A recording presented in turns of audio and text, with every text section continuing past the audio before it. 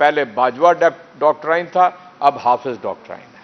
میرے دوستو، یعنی وہ باجوہ ڈاکٹرائن ہو، وہ بھی ہمیں صحافیوں نے بتایا کہ یہ فرمایا انہوں نے کہ میں نے عمران خان کا اقتدار ختم کیا۔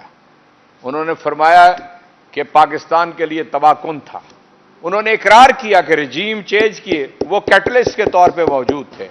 اور کل ایک آپ کے سینئر صحافی نے بتایا کہ پہلے باجوہ ڈاکٹرائن تھا، اب حافظ ڈاکٹرائن ہے۔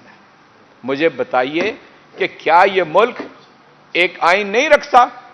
کیا ایک متفقہ دستور اس کے اندر نہیں ہے؟ آپ ایک خطرناک کھائی کی طرف آگے بڑھ رہے ہیں اور آپ ملک کو لے کر ڈوب رہے ہیں۔ یہ سارا انتظام موجود ہے، ہر چیز، لیکن نہیں ہے کچھ تو آئین کے تحت تحلیل شدہ اسمبلیوں کے انتخابات، اس کے لیے کچھ نہیں ہے، نہ پیسے ہیں، نہ پولیس اویلیبل ہے، نہ انتظامیہ اویلیبل ہے۔ کسی نے پولیو کے قطرے پلانے ہیں، کسی نے ٹیکے لگانے ہیں، کسی نے مردم شماری کرنی ہے، یعنی ڈھکوسلے ہیں کہ جو اس وقت تک اختیار کیے جا چکے ہیں۔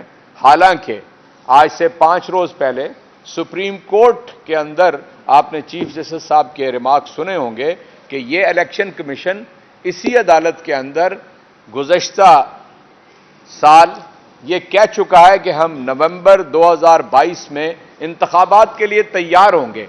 تو اب بتائیے کہ کیوں انتخابات جو ہیں وہ نہیں ہو رہے ہیں؟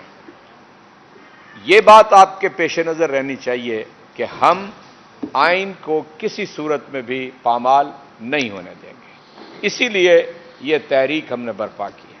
دوسری چیز جس کے لیے ہم اس جدوجہد کو کر رہے ہیں، وہ میں اور آپ اس کا براہ راست شکار ہیں۔ عام آدمی، غریب آدمی، متوسط طبقہ اور جو نچلا متوسط طبقہ ہے، یہ سارے طبقات جس سے میرا بھی تعلق ہے، مجھے پتہ چلتا ہے کہ 10 ماہ کے اندر اندر آمدنی میں تو کوئی اضافہ نہیں ہوا، لیکن اخراجات کے اندر اضافہ ہو گیا ہے۔ اور اگر پرچون کے آپ قیمتیں رکھیں، یہ میں ایس پی آئی اور سی پی آئی کو ڈسکس نہیں کرنا چاہتا، میں ایک عام آدمی ہوں، جا کے بازار سے سامان خریدتا ہوں تو مجھے اندازہ ہوتا ہے کہ تقریباً یعنی قیمتیں 1/3 سے نصف تک بڑھ گئی ہیں۔ مثال کے طور پہ ایک ریسرچ کے مطابق جس کی آمدن 30,000 روپیہ تھی، اب وہ 20,000 کے برابر ہو گئی ہے۔ اتنی اشیاء وہ بازار سے خرید سکتا ہے۔ چنانچہ اس سے اندازہ لگا لیں کہ 1/3 اس کے پاس اب رقم نہیں ہے اپنی ضروریات زندگی پورا کرنے کے لیے۔ احساس پروگرام کے تحت، صحت کارڈ کے تحت، یعنی کامیاب پاکستان کے تحت جتنی مراعات کہہ لیجئے یا سہولیات کہہ لیجئے، یا جو 70,000 وہ دکانیں پاکستان کے اندر کھل رہی تھیں جہاں پر سبسڈی دی جا رہی تھی، وہ سارا نظام بند کرنے کی کوشش کی جا رہی ہے، عملاً بند ہو کے رہ گیا۔ اور یہ آج کی کیفیت ہے۔ لیکن آج بھی میں آپ کو یہ بتا دوں، میڈیا کے اوپر ہر چیز واضح ہے کہ اگر 170 یا 180 ارب روپے کے مزید ٹیکسز لگنے جا رہے ہیں تو پھر بتائیں کہ اس قوم کی آواز کون بنے گا؟ کیا میری تقریروں سے، میری پریس کانفرنس سے جب کچھ ہوگا؟ اس حکومت کے اوپر دباؤ بڑھانے کے لیے ہم جیل بھرو تحریک جو ہے اس کو آگے بڑھانا چاہتے ہیں۔ اور کیوں بڑھانا چاہتے ہیں؟ میں دوبارہ اس بات کو اس نقطے کے اوپر کہنا چاہتا ہوں تاکہ اس ملک کے اندر عام انتخابات ہو جائیں۔ جس حکومت کو اور جس وزیر اعظم کو کہتے تھے یہ سلیکٹڈ ہے، جس کو کہتے تھے کہ 2018 کے انتخابات ٹھیک نہیں ہوئے، اس نے آتے ہی کہا کہ آپ آ رہے ہیں تو انتخاب کرا لیجئے، دودھ کا دودھ پانی کا پانی ہو جائے گا۔ پھر ان کے کوئی درجن بھر پی ڈی ایم کے لیڈرز ہیں جنہوں نے کہا کہ جس روز آپ پنجاب اور خیبر پختونخوا کی اسمبلیاں تحلیل کر دیں گے ہم فوراً عام انتخابات کا اعلان کر دیں گے۔ اب تو کوئی تھوک کر چاٹنے کے لیے بھی تیار نہیں ہے، اس بات کا جواب دینے کے لیے کوئی بندہ اویلیبل نہیں ہے۔ اور میرے دوستو، یعنی وہ باجوہ ڈاکٹرائن ہو، وہ بھی ہمیں صحافیوں نے بتایا کہ یہ فرمایا انہوں نے کہ میں نے عمران خان کا اقتدار ختم کیا۔ انہوں نے فرمایا کہ پاکستان کے لیے تباہ کن تھا۔ انہوں نے اقرار کیا کہ رجیم چینج کیے، وہ کیٹلسٹ کے طور پہ موجود تھے۔ اور کل ایک آپ کے سینئر صحافی نے بتایا کہ پہلے باجوہ ڈاکٹرائن تھا، اب حافظ ڈاکٹرائن ہے۔ مجھے بتائیے کہ کیا یہ ملک ایک آئین نہیں رکھتا؟ کیا ایک متفقہ دستور اس کے اندر نہیں ہے؟ میں آپ سے عرض کرنا چاہتا ہوں، آپ میں سے بعض دوست شاید اس وقت ہوش کی عمر میں تھے، لیکن میں تھا۔ 23 برس تک اس ملک کے اندر کوئی متفقہ آئین نہیں بن سکا۔ 56 اور 62 کے دساتیر ہوئے، وہ ڈھکوسلا تھے، لیکن 73 کے آئین تک پہنچتے پہنچتے آپ اپنا آدھا ملک گنوا چکے تھے۔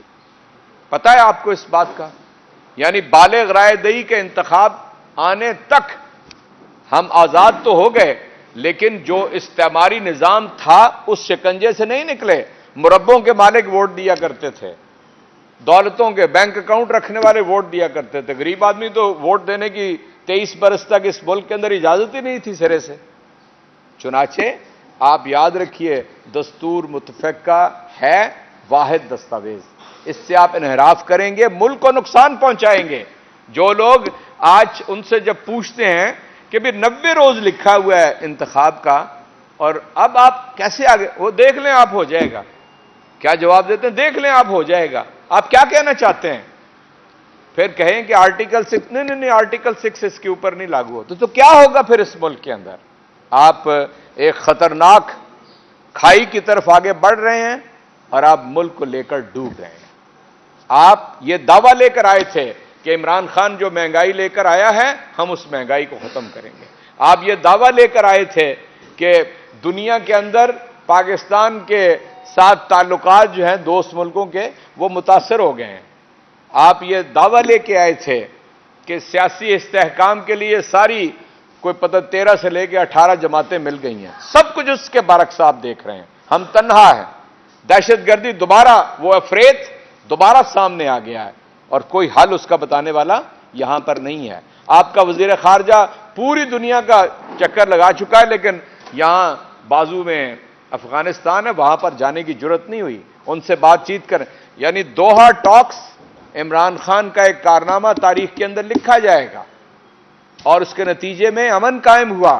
پاکستان کی اتنی واہ واہ ہوئی کہ ہم نے تقریباً 55,000 ڈپلومیٹس، این جی اوز کے ایگزیکٹوز اور اس درجے کے لوگوں کو افغانستان سے اسلام آباد کے ذریعے دنیا میں ہم نے سیف ایگزٹ دیا، ہم نے موقع فراہم کیا، اور ہم نے ہی ایبسولوٹلی ناٹ کہا۔ کیوں؟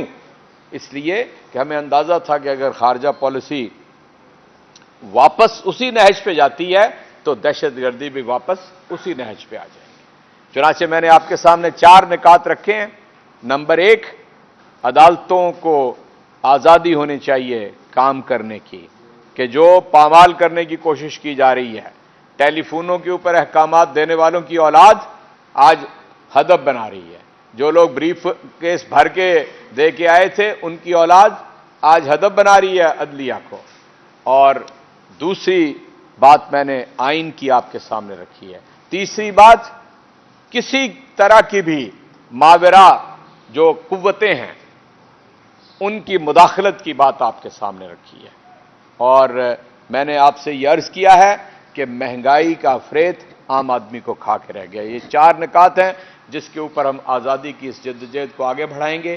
یہ پرامن راستہ ہے، اور ہر جگہ سے انشاءاللہ لوگ جیل بھریں گے۔ پنجاب کے اندر تو کل آپ کو معلوم ہے کہ 64,000 لوگوں کی جیلوں میں 34 جیلوں میں جگہ ہے، 84,000 پہلے ہی ہیں وہاں پہ۔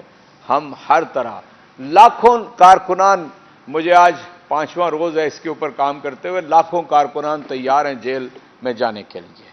چنانچہ ہم یہ کہنا چاہتے ہیں کہ ہوش کے ناخن لیں یہاں کے مقتدر حلقے، ہوش کے ناخن لیں یہاں کی امپورٹڈ حکومت، اور عدلیہ کو روب عمل آنے دیں، اور آئین سے ماورا کوئی کام نہ کریں، اس لیے کہ اگر آئین کے ماورا کوئی کام کریں گے تو ہم سیاسی جدوجہد کریں گے، مزاحمت کریں گے۔ شکریہ۔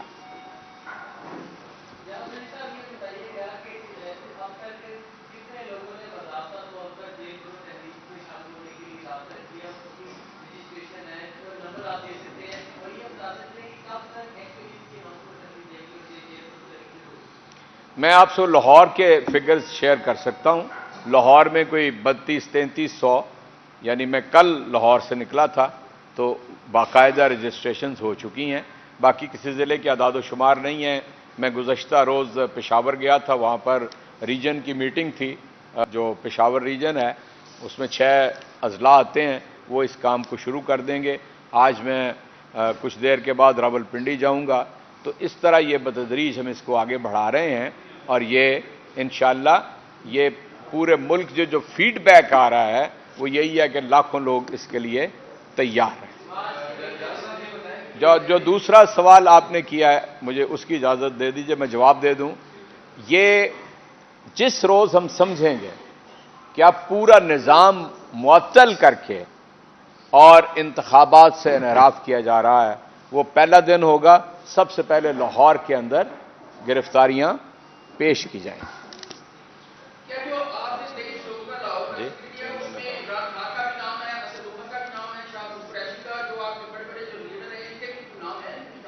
دیکھیے، اس کا اعلان جو ہوگا نا آپ کی بات کی کنٹینیوشن میں، تو عمران خان اس کا اعلان کریں گے، اور ہر ضلع سے جو کارکنان کا گروپ ہوگا اس میں 5 پارلیمنٹیرین ہوں گے.